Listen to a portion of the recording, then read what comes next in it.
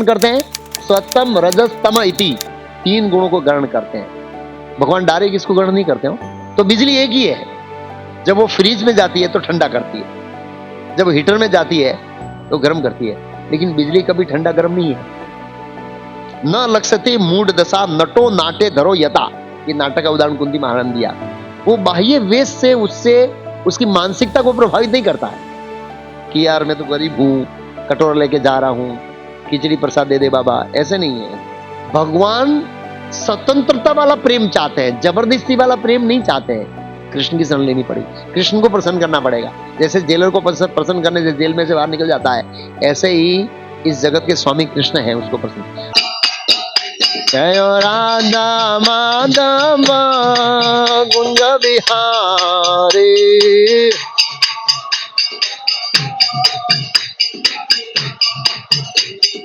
गोपीजन वल्लभ गिरिवरधारी, गोविंद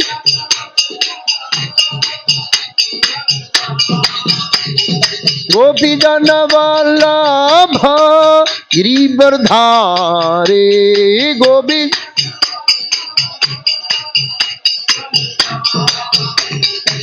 यशोदानंदन भज जन रंजन, यशोदानंदन यशोदानंदन भज जन रंजन, यशोदानंदन यमुना तीरा वनचारी, यमुना तीरा यमुना तीरा वनचारी, यमुना तीरा राधा माधव कुंज बिहारी,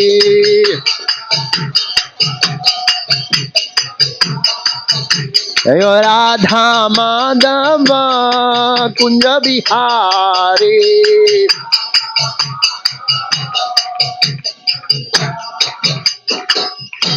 ओम नमो भगवते वासुदेवाय।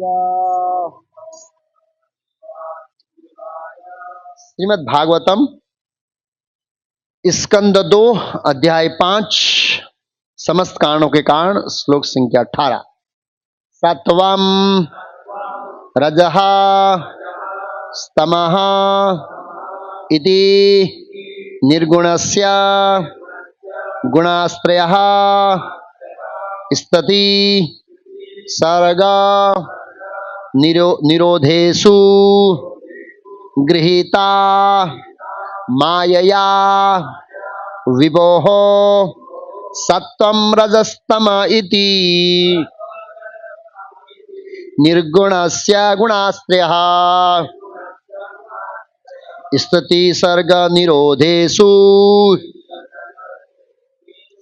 गृहीतया मायया विभोः सत्वं रजस्तम इति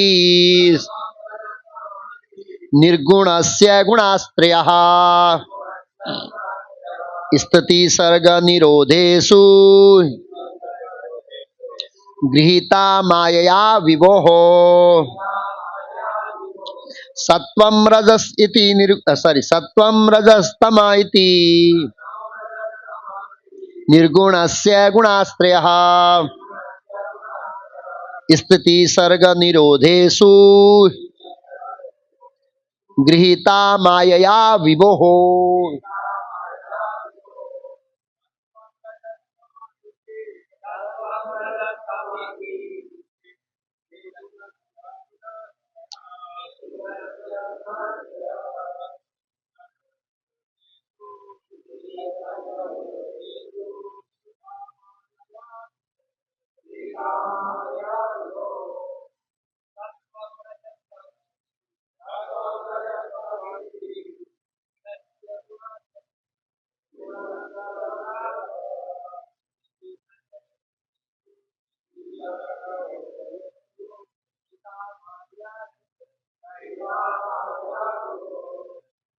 माताएं, सत्वं रजस्तम इति निर्गुणस्य गुणाश्रयः निरोधेषु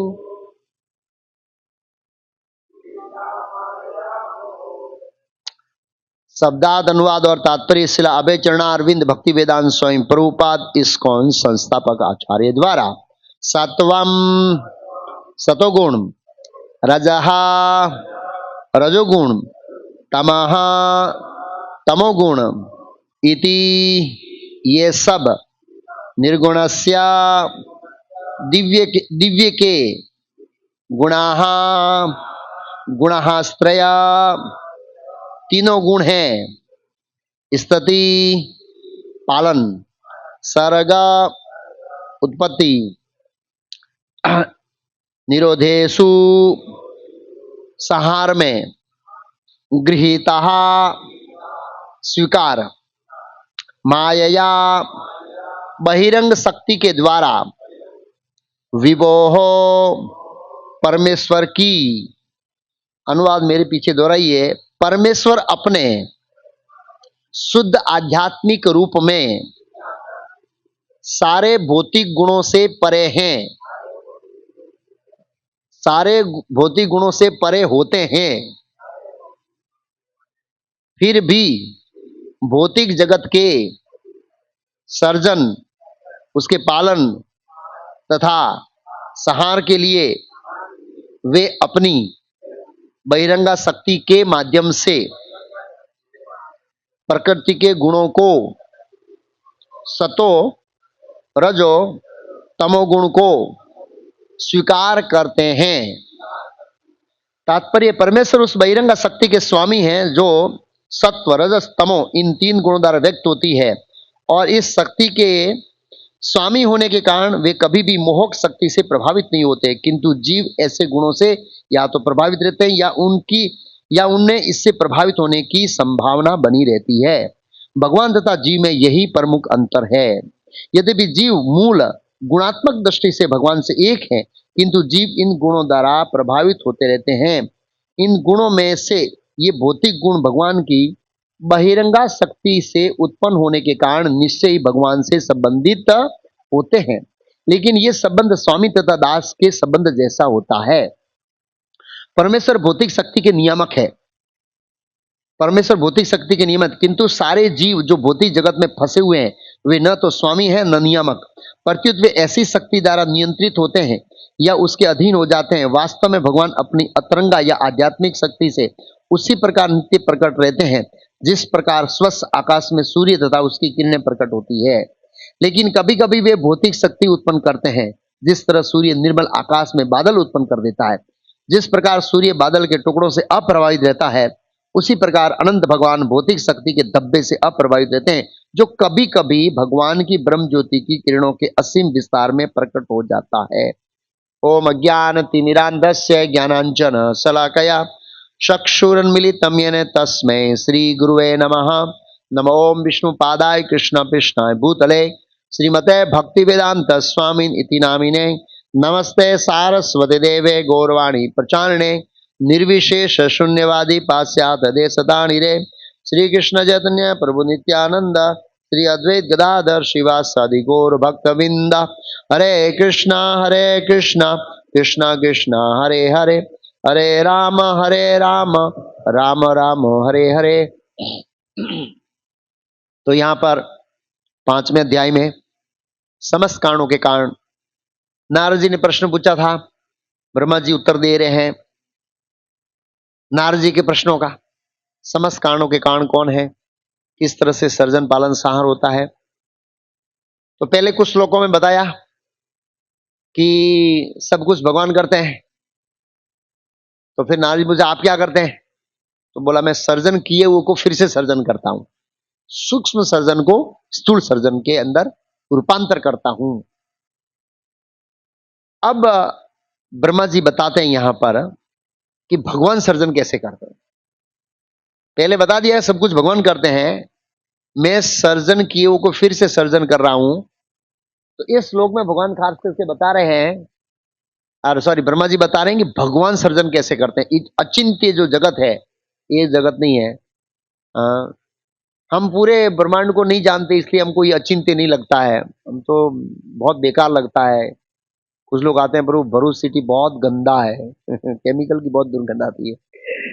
लेकिन लोगों को स्वर्ग का, देवताओं के लोगों का ज्ञान नहीं होने के कारण सोचते हैं ऐसा ही दूसरे लोगों में इतना गंदगी भरा होगा, या इस तरह से ये ब्रह्मांड पूरा गंदा, वैसे तो गंदा है एक दृष्टिकोण से, लेकिन आश्चर्यचकित करने वाला ये ब्रह्मांड है वैसे देखा जाए तो ये कैसे सर्जन करते हैं, तो यहां पर बताया इस श्लोक में खास करके प्रकृति के 3 गुणों के माध्यम से। सबसे पहले भगवान प्रकृति के 3 गुणों का उपयोग करते हैं। इस श्लोक के तात्पर्य में 3 पॉइंट है। सबसे ज्यादा पॉइंट प्रकृति के 3 गुणों पर फोकस किया गया है, सत्वम रजस तम इति। ये 3 गुण का उपयोग करते हैं भगवान, और ये एक शक्ति है भगवान की। ये प्रकृति के 3 गुण मिलकर ही बहिरंगा शक्ति बनती है, उसका प्रभाव है। बहिरंगा शक्ति मतलब प्रकृति के 3 गुण, प्रकृति के 3 गुण मतलब बहिरंगा शक्ति, ये दोनों एक साथ से जुड़े हुए हैं, इसलिए ऐसे ऐसे। तो सबसे पहले ब्रह्मा जी ये बताएंगे कि भगवान प्रकृति के 3 गुणों का सहारा लेकर कैसे सर्जन करते हैं। तो प्रश्न होता है भगवान 3 गुणों को क्यों धारण करते हैं, क्या उद्देश्य है भगवान का धारण करने का। तो इस श्लोक में जवाब दिया है क्या उद्देश्य है भगवान का 3 गुणों को धारण करने का। स्थिति सर्ग निरोधेशु। भगवान 3 गुणों को किस लिए धारण करते हैं,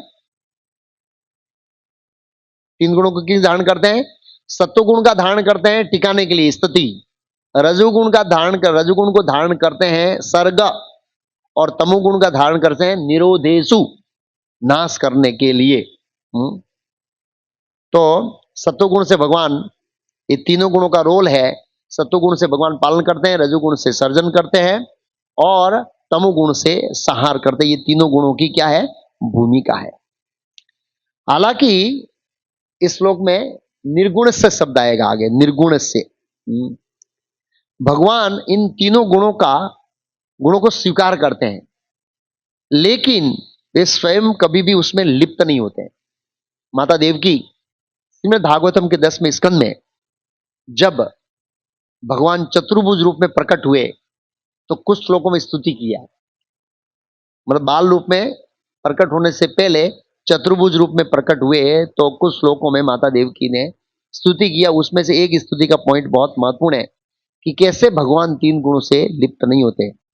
स एव स्व प्रकृति, स्व प्रकृति में अपने, ये देवी गुण स्व प्रकृति, इदम विपसनम प्रत्य प्रविष्ट यतः सृष्ट पृष्ठास्तु गुणा स्फुरनाः। देवकी जी ने कहा, हे प्रभु आप अपनी शक्ति से इस त्रिगुणात्मक जगत को रचा है। त्रिगुणात्मक जगत, सूक्ष्म रूप से ये जगत 3 गुणों से बना है, स्थूल रूप से पृथ्वी जल अग्नि वायु आकाश, और ऐसे ऐसे ऊपर जाते हैं तो आते, लेकिन सबसे प्रकृति के 3 गुण है। रचना रचा है, आप इसमें प्रवेश करते हुए भी अपरिष्ट इव, प्रविष्ट करते हुए भी अपरिष्ट इव है। वास्तव में इसमें प्रविष्ट नहीं है। क्यों? क्योंकि आप सदैव अपने दिव्य स्वभाव के स्वरूप में स्थित रहकर गुणों से अलिप्त रहते हैं। तो श्रील प्रभुपाद जी ने इस श्लोक के तात्पर्य में एक पॉइंट बहुत महत्वपूर्ण लिखा है। यहां शब्द का प्रयोग किया है गृहीत्या। गृहीत्या मीन्स ग्रहण करते हैं। किसको ग्रहण करते हैं? सत्वम रजस तम इति, 3 गुणों को ग्रहण करते हैं। भगवान डायरेक्ट इसको ग्रहण नहीं करते हो, भगवान डायरेक्ट गुणों को स्पर्श नहीं करते हैं।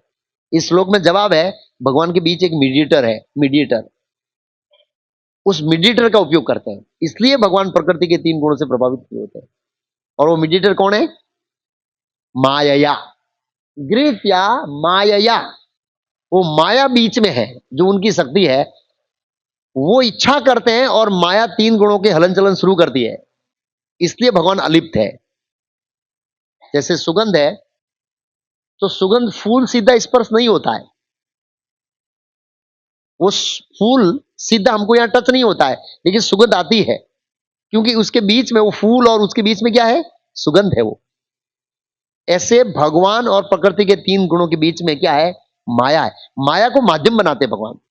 डायरेक्ट भगवान कुछ भी डील नहीं करते हैं मटेरियल एलिमेंट से। गृहीत्या, ग्रहण करते हैं भगवान। किसके माध्यम से? माया से स्वीकार करते हैं, सीधा नहीं।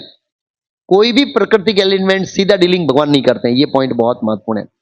प्रभुपाद जी ने श्लोक के तात्पर्य में 3 पॉइंट बताया है। कितना पॉइंट बताया? पहला, भगवान का प्रकृति के 3 गुणों के साथ डीलिंग कैसा है, व्यवहार कैसा है, वो बताया। दूसरा, जीव और भगवान में क्या अंतर है प्रकृति के 3 गुणों के रिलेट में। तीसरा, जीव इस गुणों से बाहर कैसे निकल सकता है। तो हम इस 3 प्रभुपाद जी के तात्पर्य ऊपर फोकस करेंगे। तात्पर्य में कितना पॉइंट बताया प्रभुपाद जी ने? 3 पॉइंट बताया तात्पर्य में। पहला, भगवान का प्रकृति के 3 गुणों से व्यवहार कैसा है, वो डीलिंग कैसा है वो। दूसरा, जीव और भगवान में क्या अंतर है प्रकृति के 3 गुणों के संबंध में। तीसरा, जीव गुणातीत कैसे हो सकता है। ये 3 गुणों के ऊपर तात्पर्य प्रभुपाद जी ने लिखा है। हम आगे चलते हैं इसके तात्पर्य में।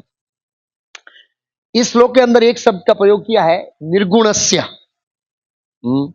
निर्गुणस्य, निर्गुण का मतलब क्या है कि कई बार लोग बोलते हैं निर्गुण निराकार, निर्गुण निराकार। प्रभुपाद जी बोला निर्गुण का मतलब है जो प्रकृति के 3 गुणों को परे है, परे लिखा है ऐसे तात्पर्य में, वो परे है, ऐसे प्राकृत गुणों से मुक्त है। भगवान अपने दिव्य गुणों के स्वामी है और प्रकृति के 3 गुण और माया उसके अधीन है, और माया के माध्यम से भगवान उसको क्या करते हैं, इन 3 गुणों को क्या करते हैं, स्वीकार करते हैं। किसी के मन में प्रश्न हो सकता है यहां पर कि भगवान तीनों गुणों के स्वामी है, तो उन्होंने अज्ञान, अज्ञान का 2 अर्थ बताया है।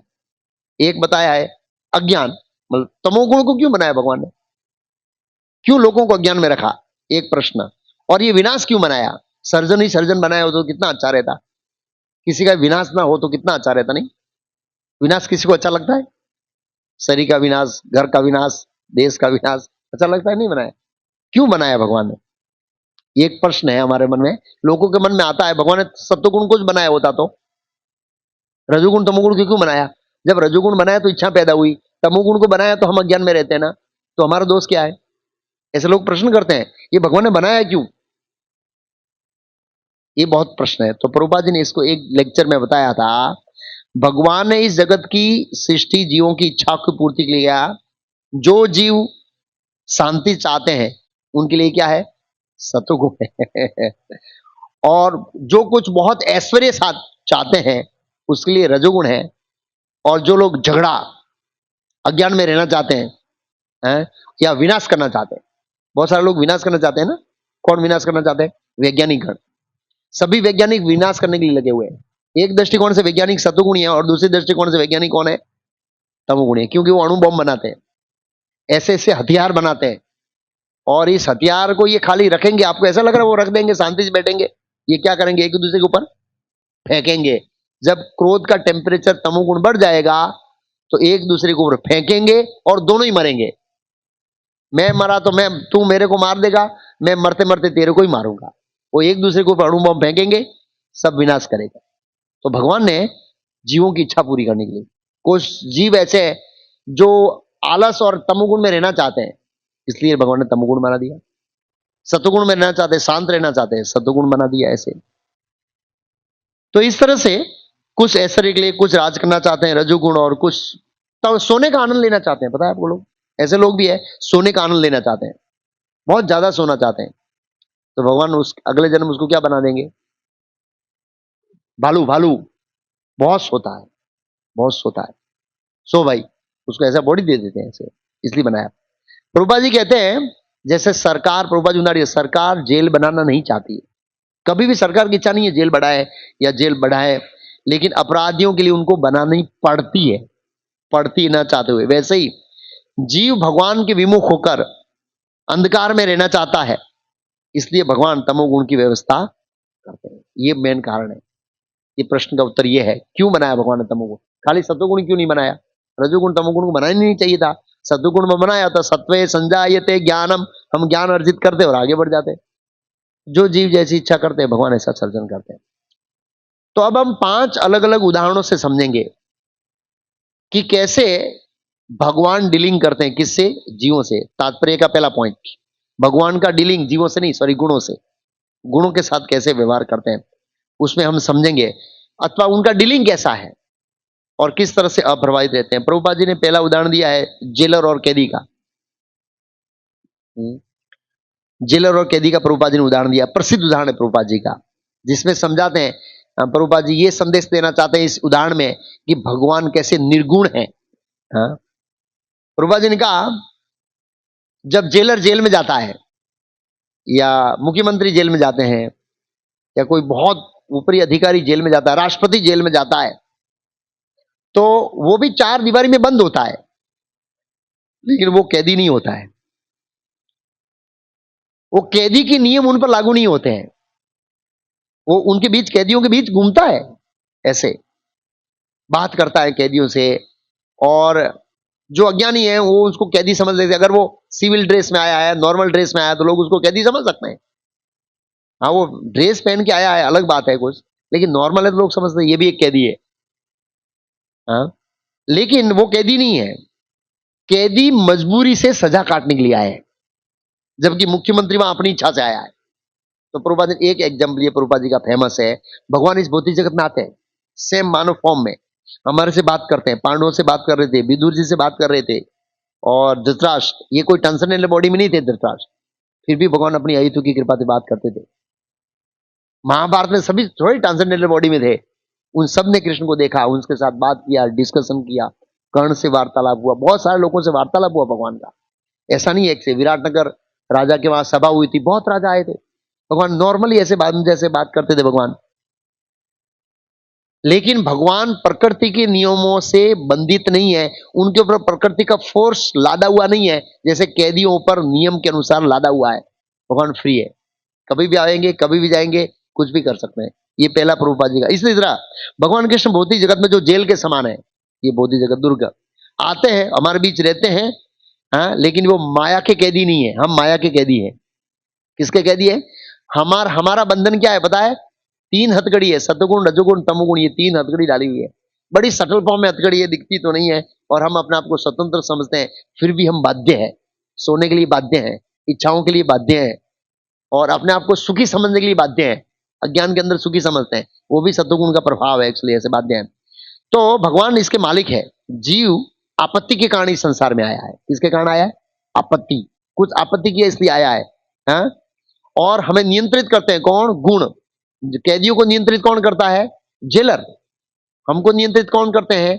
गुण। और हम कुछ आपत्ति, कुछ बार संसार में गलत किया, इसलिए अंदर आए, भगवान अपनी इच्छा से आए। ये पहला उदाहरण प्रभुपाद जी ने दिया। दूसरा उदाहरण प्रभुपाद जी देते हैं बिजली के शक्ति का। बहुत सरल और सटीक उदाहरण है। ये उदाहरण से हम ये समझेंगे कि भगवान अलग अलग गुणों से अलग अलग डीलिंग कैसे करते हैं। सतोगुण से कैसे डीलिंग, रजोगुण तमोगुण से ऐसे। तो बिजली एक ही है, जब वो फ्रीज में जाती है तो ठंडा करती है, जब हीटर में जाती है तो गर्म करती है, लेकिन बिजली कभी ठंडा गर्म नहीं है। आप उसको जैसा उपयोग करेंगे ना, ऐसा उसका रिएक्शन आएगा।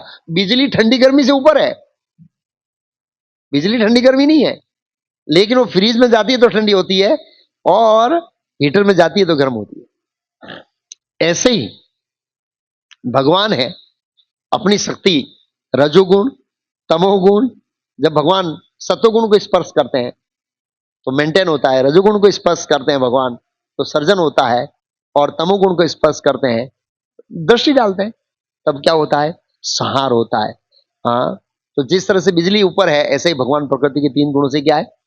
ऊपर है। उसका ठंडी गर्मी के ऊपर प्रभाव नहीं पड़ता बिजली के ऊपर। ऐसे ऐसे नहीं कि वो फ्रीज ठंडा हो गया तो बिजली ठंडी हो गई, फ्रीज गर्म हो गया तो बिजली गर्म हो गई, ऐसे नहीं है। इस तरह से अप्रभावित रहते हैं ऐसे। तीसरा उदाहरण प्रभुपाद जी ने दिया है सूर्य और बादलों का। एक बार इसमें सूर्य और बादल के उदाहरण से प्रभुपाद जी समझाना चाहते हैं कि भगवान कभी भी, माया भगवान को ढक नहीं सकती है। समाज में एक विचारधारा ऐसी है कि जब भगवान भौतिक जगत में आते हैं तो माया उसको कवरिंग कर देती है। ये किसकी समझ है? किसी को बताए? कौन से वाद की समझ है ये? कौन सा समाज में ऐसा वाद है जिसमें यह समझ है कि भगवान माया से आवृत हो जाते हैं? मायावादी।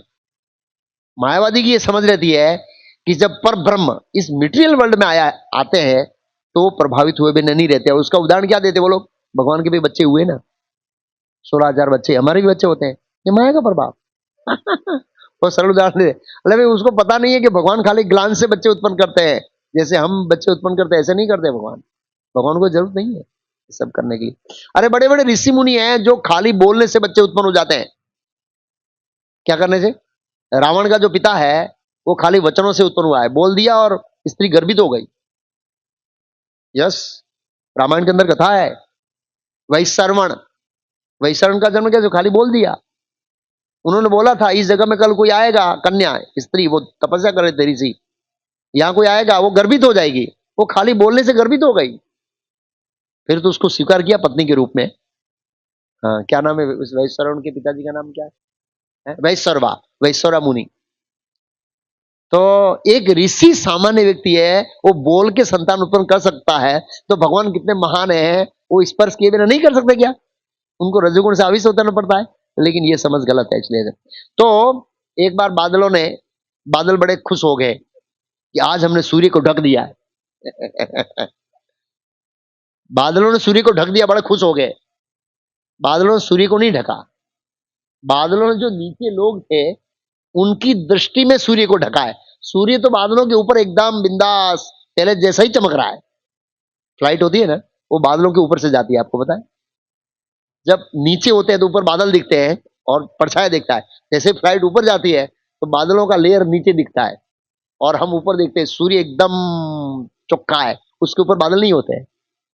तो वो माया है, वो लोगों को ढकती है, भगवान को नहीं ढक सकती है, सॉरी सूर्य को नहीं ढक सकती है ऐसे।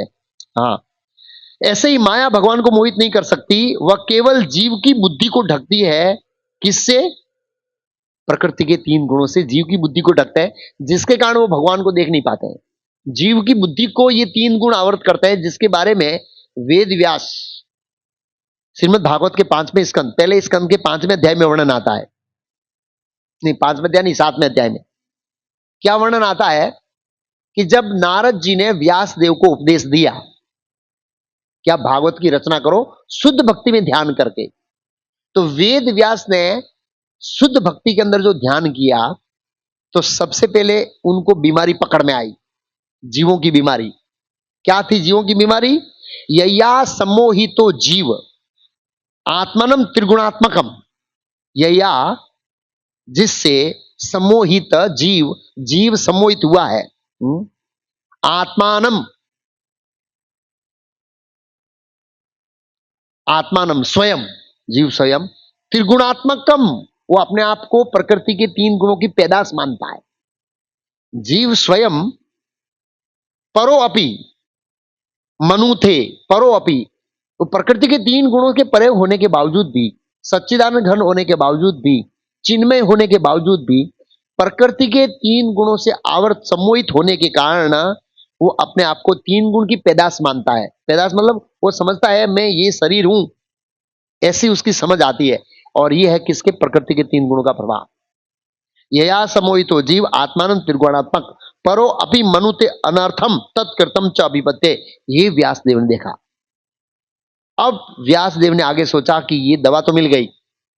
जीव का जो अज्ञान है वो यही है कि वो अपने आप को प्रकृति के 3 गुणों के, उनकी 3 गुणों के कारण उनकी बुद्धि जो है वो आच्छादित हो गई है। इसके कारण ये अपने आप को शरीर मान रहा है, और इस आच्छादित बुद्धि के ऊपर से ये आवरण कैसे हटाया जाए, तो इसके लिए नेक्स्ट श्लोक है भागवतम की रचना किया, विद्वान चक्रे सात्वत संहिताम। इसके आगे लाइन किसी को बताए? विद्वान चक्रे सात्वत संहिताम, आगे की लाइन बहुत सुंदर है, मेरे भूल गया। एनीवे, तो बुद्धि को ढकती है। किसकी बुद्धि को ढकती है? जीव की बुद्धि को। ऐसे ही बादल है, वो किसको ढकते हैं? व्यक्ति को ढकते हैं, सूर्य को नहीं ढक सकते हैं।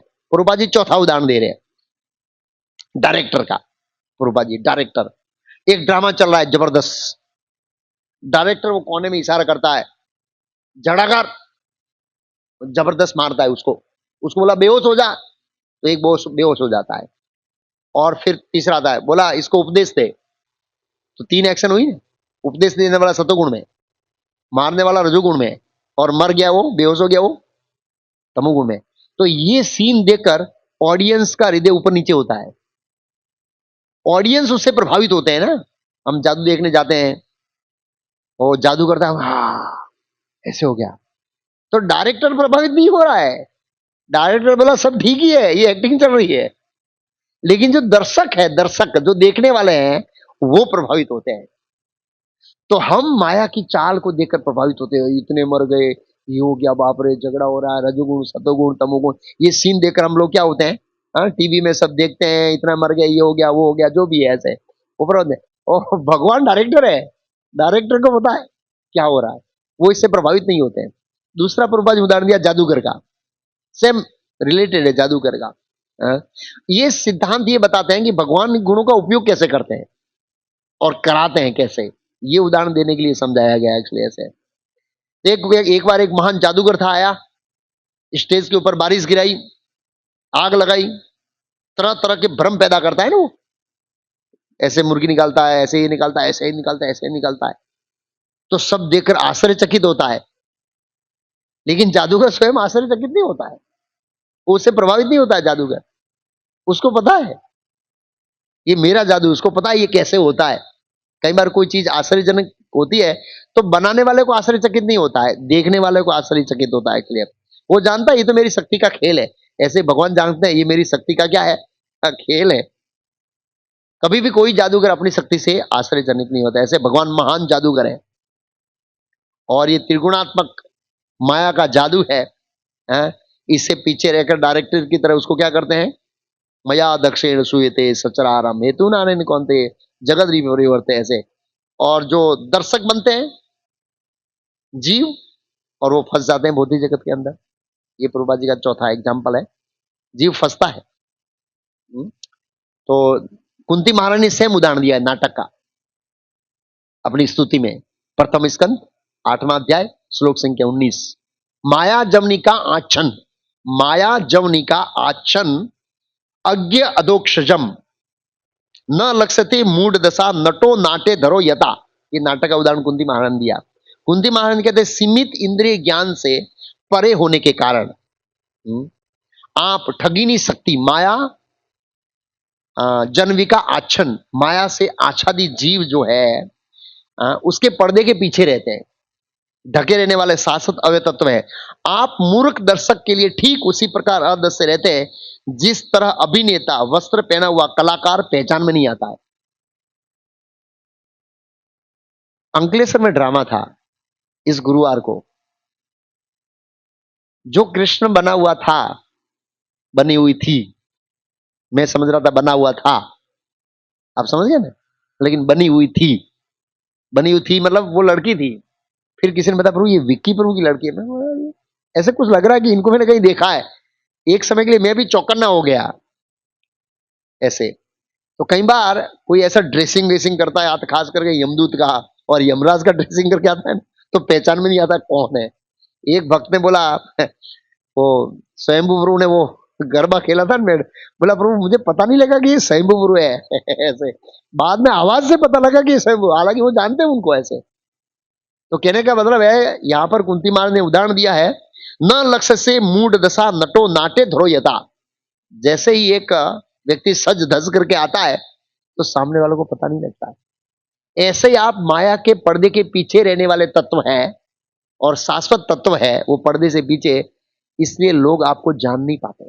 कुंती महारानी ऐसा बता रही है, बहुत सुंदर उदाहरण है। तो जैसे एक एक्टर होता है, मंच पर कभी भिखारी बनता है, फटा कपड़ा पहनता है, कभी बार रोता है, कई बार मार खाता है, लेकिन वो जानता है ना तो वो भिखारी, ना तो वो गरीब है, ना वो कटे फटे कपड़े पहन, उसको अंदर पता है वो बाह्य वेश से उससे उसकी मानसिकता को प्रभावित नहीं करता है कि यार मैं तो गरीब हूं, कटोरा लेके जा रहा हूं, खिचड़ी प्रसाद दे दे बाबा, ऐसे नहीं है। ऐसे नाटक खत्म होते ही वो अपनी असली पहचान में वापस आ जाता है। भगवान इसी तरह सृष्टि के गुणों को क्या करते हैं, स्वीकार करते हैं और कभी बंधते नहीं है।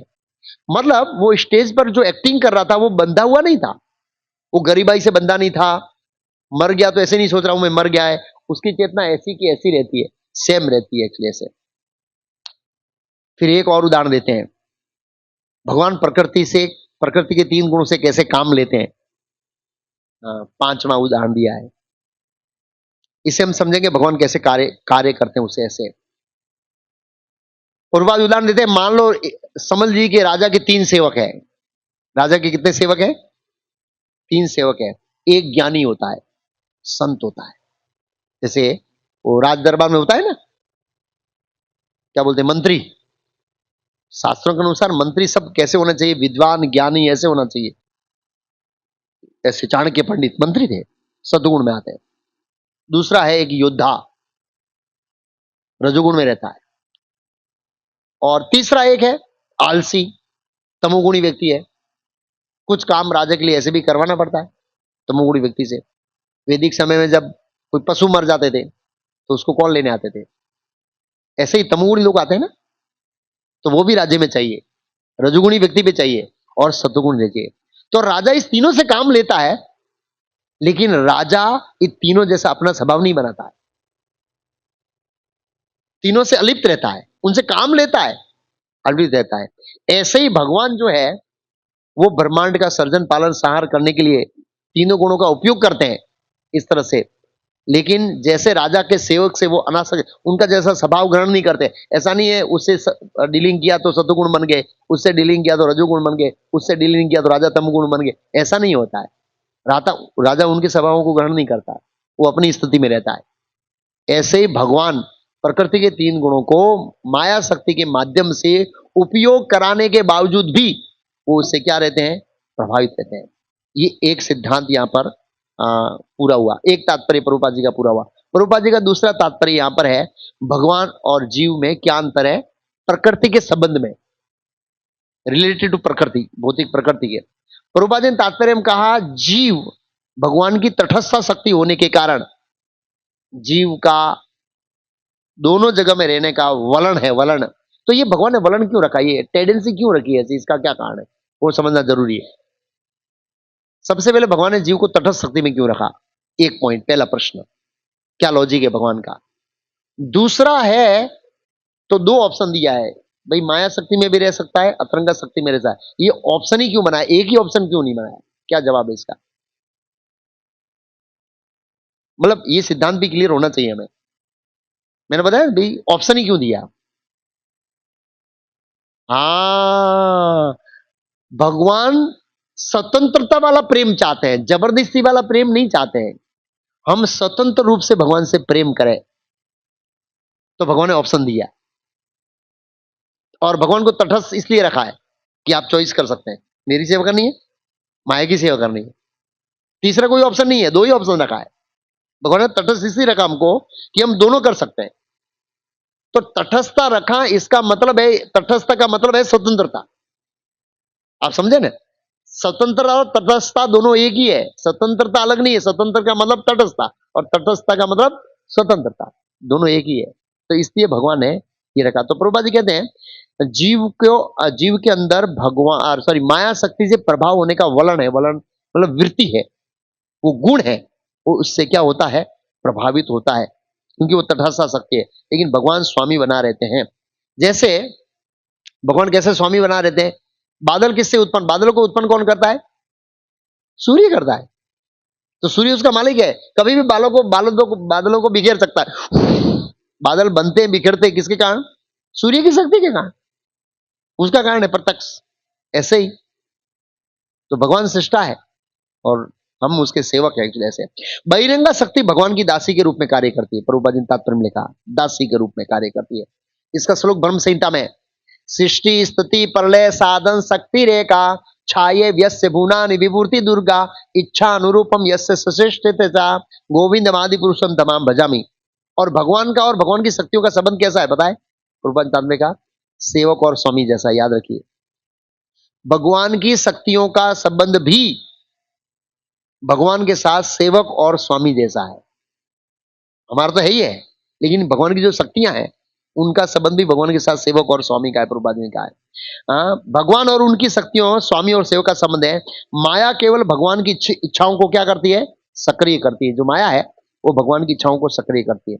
अच्छा, अब बहुत महत्वपूर्ण प्रश्न, ये माया भगवान की दासी है, तो ये हमें परेशान क्यों करती है?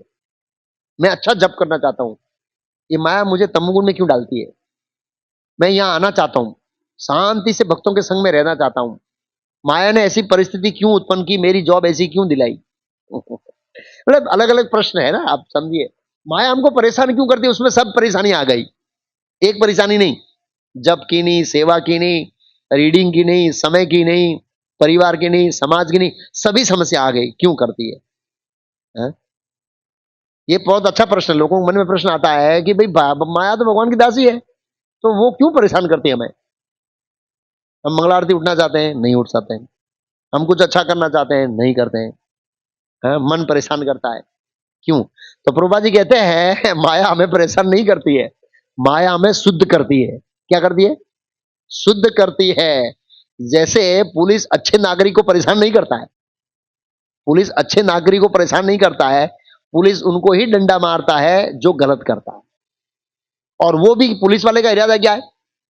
क्या उनकी व्यक्ति की दुश्मनी है? नहीं, वो तो सामने वाले का शुद्धिकरण करने के लिए, एक अच्छा नागरिक बनाने के लिए उसको करता है ऐसे। तो माया हमें तब कष्ट देती है जब हम अ, माया जब तक हमें कष्ट देगी जब तक हम ये नहीं समझ ले कि जीवेरे स्वरूप है कृष्ण नित्य, तब तक माया कोड़े मारती रहेगी, एक के बाद एक, एक के बाद एक के बाद एक। जब तक हम सिविल डिपार्टमेंट के नियमों का पालन नहीं करें, तब तक पुलिस वाला हमें मारता रहेगा ऐसे। ओके। माया हमें मार मार कर वापस कृष्ण के पास भेजने का प्रयास करती है। वो इसलिए मारती है ताकि आप क्या जाओ, कृष्ण के पास जाओ। जब तक हम कृष्ण के पास जाने के लिए इन्मुख नहीं होते हैं, माया मारेगी, मारेगी और मारेगी। ये माया का काम है, ये माया की सेवा है। तो जो पुलिस वाले हैं, जज है, वो दंड देकर हाँ, एक नागरिक को अच्छे करते हैं। वो उनका कार्य है अच्छा नागरिक बनाना, ताकि समाज में सुख शांति रहे, इसलिए वो मारते हैं पुलिस वाले, बिना काम के नहीं मारते। प्रभुपाद जी का तीसरा तात्पर्य का पॉइंट है, ये जो जीव है इसकी मुक्ति कैसे होगी, ये प्रभुपाद जी ने तीसरा पॉइंट लिखा है। तो सबसे पहले प्रभुपाद जी ने तात्पर्य लिखा है कि जीव अपनी इच्छा से फंसा है। पहला पॉइंट, अपने को एडमिट करना चाहिए, स्वीकार करना चाहिए कि प्रभु मैं आया हूं भौतिक जगत में अपनी इच्छा से। लोग बोलते हैं ना भगवान ने मोकलिया। अच्छा, क्या ने मोकलिया भाई? કેમ મોકલ્યા? लोग बड़े ऐसे निखालस से बोलते हैं, प्रभु आज संसार में तो आपने भगवान ने मोकलिया છે ને? नहीं भाई, भगवान ने नहीं मोकलिया भाई, हम खुद आए हैं। क्या कोई जेल में, सरकार जेल में भेजती है किसी को? सरकार जेल नहीं भेजती है। हम कुछ ऐसा करते हैं इसलिए सर जेल में जाते हैं। भगवान कभी भी हमको यहां नहीं भेजते हैं। हाँ, प्रचार करने के लिए भेजते हैं, वो बात अलग है, लेकिन हम प्रचार करने के लिए नहीं आए। ऐसा मत सोचना कि प्रभु हमने तो आपने प्रचार करने के लिए संसार में भेजा है। प्रभुपाद जी प्रचार करने के लिए भेजा, प्रभुपाद जी को, भक्ति सिद्धांत महाराज को भेजा, भक्ति ठाकुर को भेजा, भगवान ने हमको नहीं भेजा। प्रभुपाद जी बोलते हैं क्यों? प्रभुपाद जी आगे दूसरा बोलते हैं कि जब तक जीव भगवान की शरण नहीं लेगा तब तक ये माया उसको छोड़ेगी नहीं, क्योंकि ये उनकी शक्ति है। अगर हमें माया के जेल से बाहर निकलना है तो कैदियों की मदद काम में नहीं लगेगी। अगर आपको जेल में से बाहर निकलना है तो एक कैदी को बात करेंगे, यार मुझे बाहर निकाल देना, कैदी बाहर नहीं निकलेगा, उससे दोस्ती करने का कोई फायदा नहीं है। अंधा यथे रूप अंधी है माना, एक अंधा होता है दूसरे अंधे का हाथ पकड़ता है, दोनों अंधे खड्डे में गिर जाते हैं। तो भौतिक संसार में भौतिक व्यक्तियों की मदद से बाहर निकलने का मतलब क्या है? ये अंधे नेताओं का हाथ पकड़ना है, उसमें खड्डे में गिरेंगे। लेकिन जो मुक्त है उसके साथ दोस्ती करनी पड़ेगी। जेल में एक व्यक्ति मुक्त होता है, कौन? जेलर। जेलर से दोस्ती करनी पड़ेगी, उसको पटाना पड़ेगा, समझाना पड़ेगा और परिस्थितियां बताना पड़ेगा, देखो मैं फंस गया हूं भाई, इस पे तेरे मुझे बाल काटो। अगर जेलर खुश हो जाए तो आपको बाहर निकाल सकते हैं। ऐसे ही ये भगवान की माया शक्ति है। किसकी माया शक्ति है? हाँ, भगवान ही बाहर निकाल सकते हैं। जब सुखदेव गोस्वामी पेट में थे तो बोला बाहर नहीं आ रहा हूं, क्यों? बोला माया पकड़ लेगी। बोला मैं बोलता हूं, व्यासदेव ने कहा अब माया नहीं पकड़ेगी। बोलो आपकी नहीं है, जिसकी है वो आकर बोलेगा तभी विश्वास करूंगा। हाँ, तो भगवान दे आए, वो गए द्वारिका गए। कौन? व्यासदेव बुला के लाए, प्रभु बच्चा आश्वासन मांग रहा है, बाहर नहीं आ रहा है। और उन्होंने कहा तथास्तु, जैसे जन्म हुआ भाग गए। माया पकड़ी नहीं उनको एक्चुअली ऐसे। तो कृष्ण की शरण लेनी पड़ेगी। कृष्ण माया के पति है। अगर इस भव जगत से बाहर निकलना है तो भगवान ने 3-4 श्लोक बोले कि किस तरह से हम प्रकृति के तीन गुणों से बाहर निकल सकते हैं।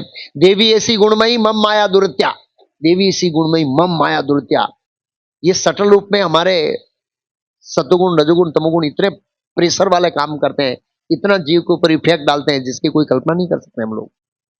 तो देवी ऐसी गुणमयी मम माया दुर्त्या, मेरी माया है, इसको जीतना बहुत कठिन है। मामे भी प्रबंधते माया में ताम तरंते, जो कोई मेरी शरण में आता है तो ये क्या करता है, बाहर निकल जाता। तो कृष्ण की शरण लेनी पड़ेगी, कृष्ण को प्रसन्न करना पड़ेगा। जैसे जेलर को प्रसन्न करने से जेल में से बाहर निकल जाता है, ऐसे ही इस जगत के स्वामी कृष्ण हैं, उसको प्रसन्न। मया दक्षिण प्रकृति सुयते सचरारम हेतु नाने कौनते जगत भी परिवर्तते, ऐसे। और अर्जुन ने भी प्रश्न पूछा था 14वें अध्याय में। अर्जुन ने 4 प्रश्न पूछे थे। 14वें अध्याय प्रकृति के 3 गुण। एक प्रश्न था क्या लक्षण है, प्रकृति के 3 गुण से ऊपर उठ गया उस व्यक्ति का लक्षण क्या है।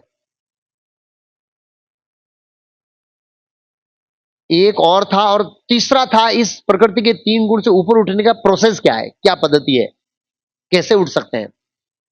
भगवान को प्रसन्न करने का बताया, लेकिन कैसे कर सकते हैं। माम यो विचारेण भक्ति योगेन सेवते सगुणान समत्यत्यान ब्रह्म भूया कहलाते। माम यो विचारेण भक्ति योगेन सेवते, भक्ति करनी पड़ेगी। भक्ति के बिना नहीं हम इससे बाहर निकल सकते हैं। प्रभुपाद जी ने इसके बारे में लिखा है, भक्ति का मतलब क्या है। ऋषि सर्व उपाधि विनिर्मुक्तम तत्परेत्वन निर्मलम ऋषिकेण ऋषि के सेवनम भक्ति उच्यते। हमारी इंद्रियों को भगवान की इंद्रियों की सेवा में लगाना पड़ेगा। जब हमारी इंद्रियां भगवान की इंद्रियों की सेवा में लगती है तो हम धीरे धीरे धीरे धीरे धीरे धीरे प्रकृति के गुणों से क्या होते हैं, मुक्त होते हैं। जैसे ही इसका बल्ब निकाल दो ये बुझ जाएगा, लेकिन ये स्विच दबाओ तो इसमें करंट आएगा। ऐसे ही हमारी इंद्रियां भगवान से जुड़ेगी, तुरंत क्या होगी, वो दिव्य बननी शुरू हो जाएगी। तो हमें यथाशक्ति हमारी इंद्रियों को भगवान की सेवा में लगाने का प्रयास करना चाहिए। ये भक्ति है। मामयो विचारेण भक्ति योगे न सेवते सगुणान समत्यत्याय ब्रह्म भूयाय कल्पते। और प्रभुपाद जी ने इसका प्रैक्टिकल उदाहरण दिया, सर्व उपाधि विनिर्मुक्तम तत्परेत्वं निर्मलम ऋषिकेण ऋषि के सेवनम भक्ति उच्यते।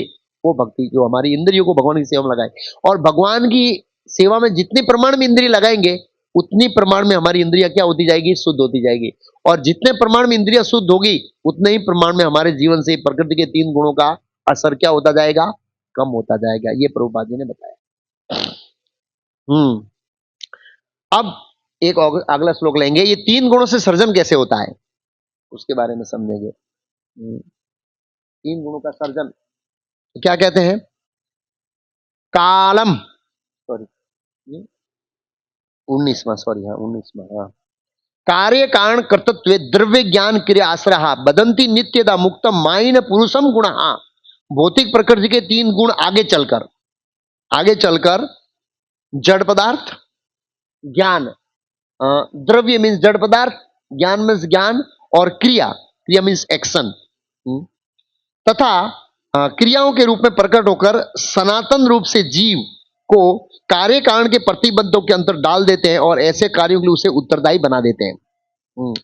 यहां पर बहुत महत्वपूर्ण पॉइंट बताया है। यहां पर क्या बताया है, कार्य कारण बदंती, बांध देते हैं। किसको बांधते हैं, नित्यदा मुक्तम, नित्य मुक्त जीव है, हम नित्य मुक्त हैं। ऐसे नित्य मुक्त जीव को ये भौतिक प्रकृति के 3 गुण बांधकर द्रव्य ज्ञान क्रिया और प्रकृति के 3 गुणों के अंतर्गत डाल देते हैं। ये प्रकृति के 3 गुण हमको कार्य कारण करते द्रव्य ज्ञान क्रिया आश्रय बदंती बांध देते हैं। नित्यदा मुक्तम माइनम पुरुषम गुण।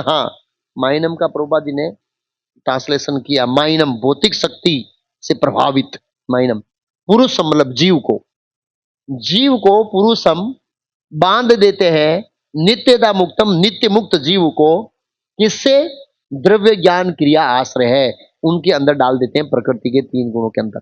इस तरह से जीव क्या करता है, वो बंधित हो जाता है। प्रभुपाद जी ने श्लोक के तात्पर्य में लिखा है कि जीव अनादिकाल से मुक्त है और थोड़ा महत्व के अंदर कभी कभी बादल प्रकट होता है, उसके अंदर वो बंध जाता है, लेकिन ऐसा लगता है कि वो शाश्वत काल से क्या है, बंधा हुआ है, इस तरह से लगता है। आगे क्या होता है, नेक्स्ट श्लोक। स एष भगवान लिंगे त्रिभीर एते अधोक्षजः स अक्लिष्टः गति ही ब्रह्मन सर्वेषाम मम एव स ईश्वरः। हे ब्राह्मण नारद, परम सष्टा दिव्य भगवान प्रकृति के उपयुक्त प्रकृति के उपयुक्त प्रकृति के तीन गुणों के कारण जीवों की भौतिक इंद्रियों की अनुभूति से परे हैं, लेकिन वे मुझ समेत सबों के क्या है? नियंता है, सबों के नियंता है। तो भगवान सबों की नियंता है, सब सृष्टि करने वाले हैं, लेकिन जीव प्रकृति के तीन गुणों से आच्छादित होने के कारण उनको नहीं जान पाते। एक ही कारण है, हमारा भगवान को नहीं जानने का एक ही कारण है, वो है प्रकृति के तीन गुणों का प्रभाव। यहां पर ये टॉपिक पूरा होता है, नेक्स्ट टॉपिक बदल जाएगा।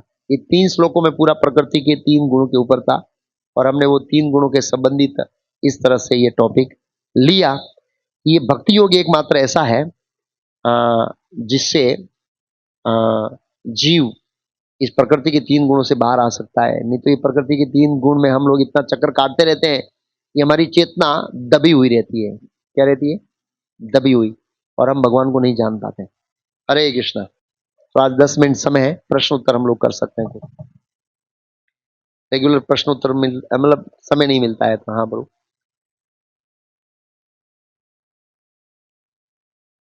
भक्ति प्रोसेस को फॉलो कर रहे हैं, हावी हो जाते हैं, उसको वश में करना हमारे कंट्रोल से बाहर चला जाता है। हाँ ओके।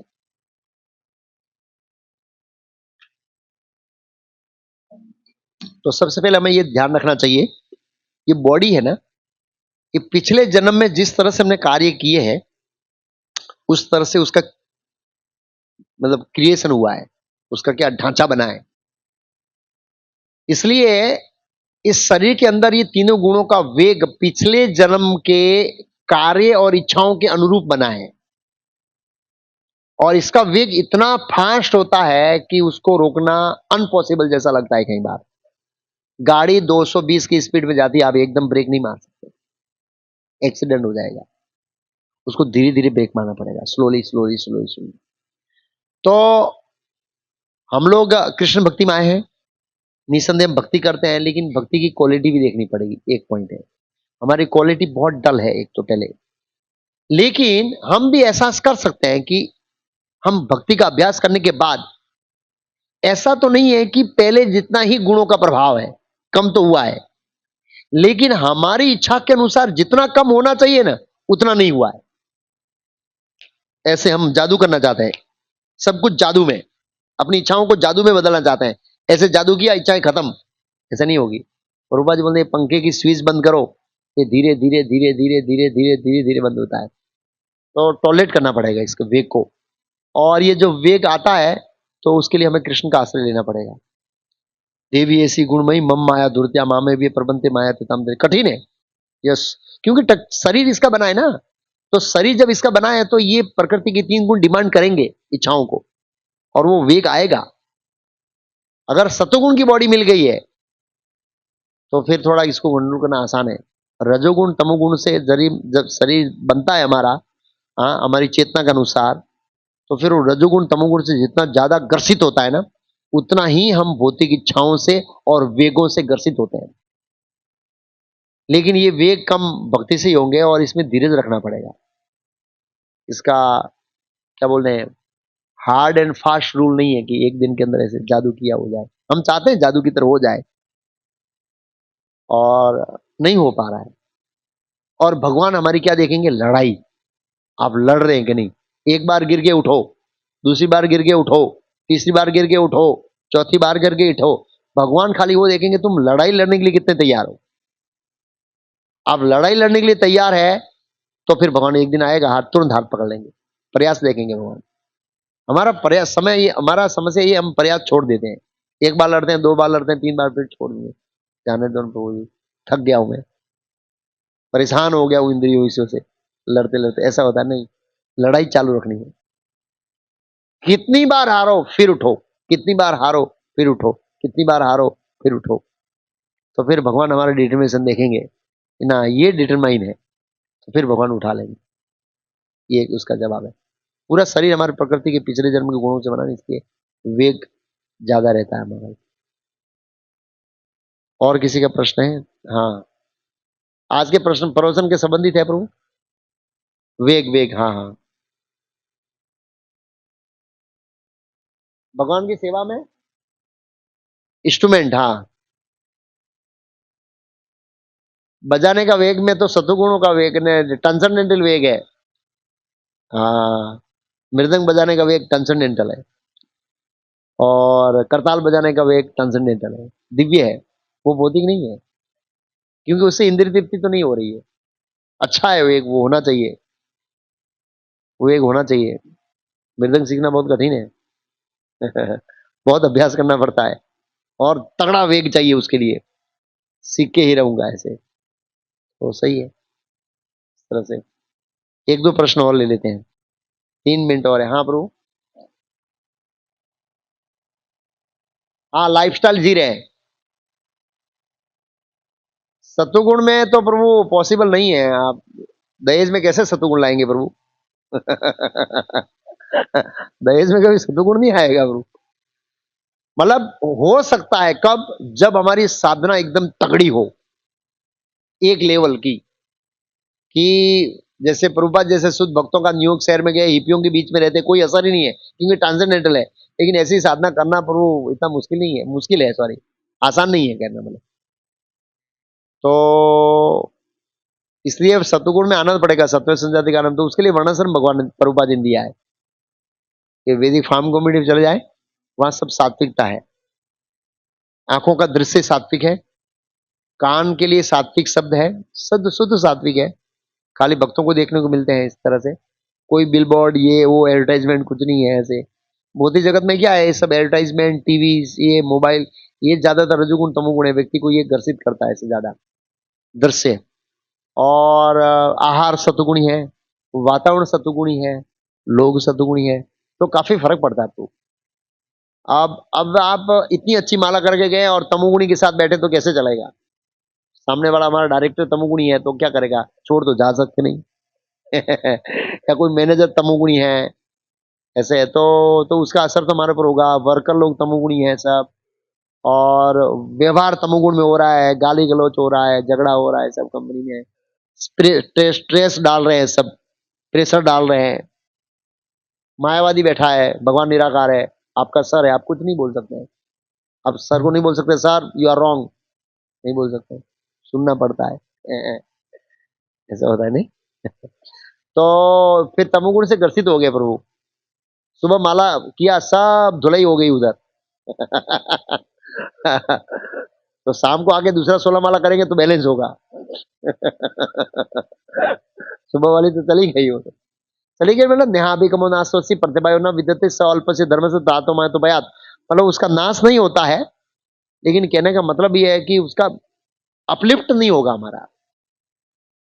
तो ये जो सिटी में रहकर हम लोग लोगों को इतना अपलिफ्ट करना चाह रहे हैं, इतना आसान नहीं है, नहीं आएगा इतना, मूवमेंट इतना उठेगा नहीं। क्योंकि बच्चे भक्त नहीं बन रहे हैं, तो अगली पीढ़ी के लिए नया नया भक्त ढूंढना है। हमने एक भक्त को बनाया। जैसे फार्म कम्युनिटी क्या है, वो generation of generation automatic multiplication होगा ज्यादा। रेयर में एक दो कोई बच्चे ऐसे हो सकते हैं, लेकिन ज्यादा मल्टीप्लिकेशन का चांस है। तो एनर्जी कम डालनी पड़ेगी। इधर सिटी में तो एनर्जी कितनी डालनी है एक भक्त के लिए, कितनी 5-7 साल एनर्जी डाल रहे, तब वो दीक्षा के लेवल पे आता है। और दीक्षा के लेवल पे आता है तब तक दूसरा बच्चा भौतिकवादी हो जाता है। फिर वो तो बस 50 में पूरा तैयार होता है, और 5-7 साल सेवा करता है, 60 में चला जाता है। फिर नई पीढ़ी ढूंढो, नया नया रिक्रूटमेंट करता रहना पड़ेगा, नया नया रिक्रूटमेंट करो। ये सिटी पिचिंग में बहुत एनर्जी आती है। यस, वर्णाश्रम के अंदर एनर्जी शुरुआत में डालनी पड़ेगी, लेकिन एक बार मल्टीप्लिकेशन होना शुरू हुआ, 1 के 10 बच्चे, मतलब ऐसे पॉइंट है। 10 नहीं करते हैं। लेकिन 1 के 2 है, 10 फैमिली है तो 20 हो गया, 20 का नेक्स्ट जनरेशन 40 हो गया, 40 का 80 हो गया, 80 में से भाई 20 चले गए तो ही 60 तो बच गए ना। यहाँ तो 60 को नया खड़ा करना है। भक्त लोग होते हैं वो चले जाते हैं, दूसरे नया बनाना पड़ेगा ना। तो ये रिक्रूटमेंट का एनर्जी बहुत जाता है नया नया, और टिकाना भी कठिन है। सिक्स सेशन में कितने आते हैं, टिकते उसमें वो दीक्षा के लिए तो बहुत कम हो जाते हैं। इसलिए एनर्जी बहुत जाती है। क्यों? क्योंकि वातावरण रजोगुण तमोगुण का है, इन्वायरमेंट है, कल्चर ऐसा है, समाज ऐसा है, आप कितना बचाओगे उनको? कठिन है। इसलिए प्रभुपाद जी वर्णाश्रम चाहते थे। Auto multiplication. शुरुआत में एनर्जी डालनी पड़ेगी, लेकिन एक बार ऑटो रोटेशन चालू हो गया, फिर भक्तों का प्रोडक्शन आएगा। जितने भी भक्त शरीर त्याग कर रहे हैं वो जन्म तो वहीं लेंगे। क्यों? हम मरते समय क्या भगवान को क्या भगवान को प्राप्त करेंगे? कीट जन्म हो यथा तुया दास, भक्त गृह जन्म हो मोर। मेरा जन्म भक्तों के घर हो, तो अच्छे भक्त तो वहां नंदग्राम में ही है ना। सतुगुण सात्विक बॉडी चाहिए हमको। हम प्रार्थना करते भगवान अगले जन्म सात्विक बॉडी देना, जिससे मैं अच्छी भक्ति करूं। तो सात्विक बॉडी सिटी में, सात्विक बॉडी वाला तो माता पिता नहीं मिलेंगे, तो वो नंदग्राम में मिलेंगे। तो सब ज्यादातर इस्कॉन वाले वहीं आएंगे, आप चिंता मत करिए। आप फार्म कम्युनिटी में आएंगे। इस जन्म में डायरेक्ट नहीं आएंगे, अगले जन्म में उनको आना ही पड़ेगा, विवश होकर आना पड़ेगा, और कोई रास्ता नहीं है। यस, आएंगे, थाउजेंड ऑफ थाउजेंड आएंगे। प्रभुपाद जी ने कहा, प्रभुपाद जी के वचन कभी मिथ्या नहीं हो सकते। हाँ, समय लग सकता है, हजारों लोग ज्वाइंट होंगे, हजारों लोग में ये सब भक्त भौतिक इच्छा है, स्वर्ग गए, वापस आएंगे, फिर नंदग्राम आएंगे, स्वर्ग जाकर भी। हाँ, डायरेक्ट जाना तो डायरेक्ट आएंगे, इस तरह से। हाँ, प्रश्न है, भक्ति करना दिव्य है। हाँ, हाँ, भागवत में कपिल देव भगवान श्रीमद् भागवत के तीसरे स्कंद में रजोगुणी भक्ति, तमोगुणी भक्ति और सतोगुणी भक्ति।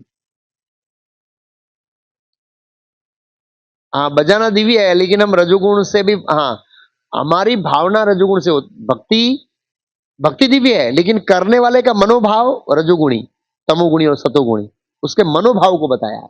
मनोभाव के ऊपर से वो प्रोसेस इट्स ट्रांसेंडेंटल, लेकिन प्रोसेस करने की जो रीत है वो तीन गुण से प्रभावित होती है। ऐसे हम रजोगुण में भी स्टूडेंट बना सकते हैं, लोगों को बताने के लिए इतना अच्छा मृदंग बताता हूँ, वाह, वो है गाना, लोगों को इम्प्रेस करने के लिए वो भी हो सकता है ऐसे। तो वो सही है, वो हो सकता है, लेकिन वो कार्य दिव्य है। अगर भगवान की प्रसन्नता के लिए किया जाए, सेवा के लिए किया जाए, दिव्य है।